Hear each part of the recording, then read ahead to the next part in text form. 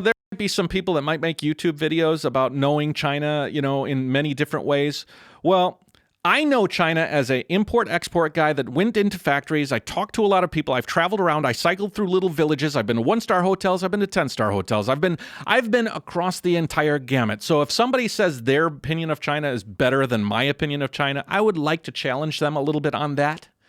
Because I have seen the old China, and the new China is much improved, my friends.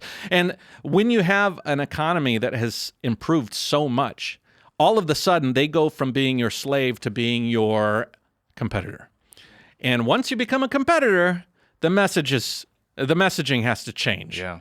You know what I mean? There was a certain control that the world had over China for a long period of time, which was the status quo. It's no big deal. As long as they keep making our shit, I don't care. But as soon as it started to shift, threat. Yeah. As soon as they started becoming a threat, instead of like reaching out and saying, trade policies are important, but not when you throw them at people like a monkey throws his feces, there's like people are like, well, Matt, what do you think China should just, no. But there's diplomacy. There's diplomacy, and then there's what has been happening over the course of the past 5 years, or even more. It's been going on for about a decade. This kind of anger towards China, and it's so like easy to see. I saw it when I was making little doodads and antenna acrobats, and I was buying products from China because the systems that America set up to buy stuff from China was easy, and good. It was beneficial, and everybody was happy about it back then. And it's also, I think it's also the context of like the concept of like time means different things and moves differently in America and China. So when you talk to Americans and you say something like, it's different than it was in the 90s, let alone the 70s and 80s. Yeah, geez. But, it's different than it was in the 90s.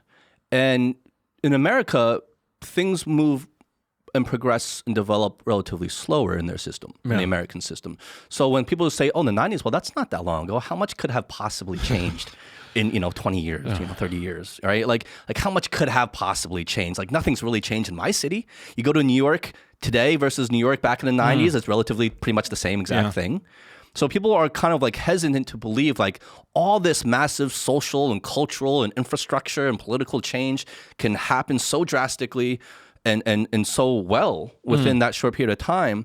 But when you live in China, you understand that time moves very differently here. A year here and things are almost unrecognizable. You know what I mean? You spend a year away from Shanghai, you come back and you're like, wait, this neighborhood's different, that's different, this building wasn't here before, you know what I mean?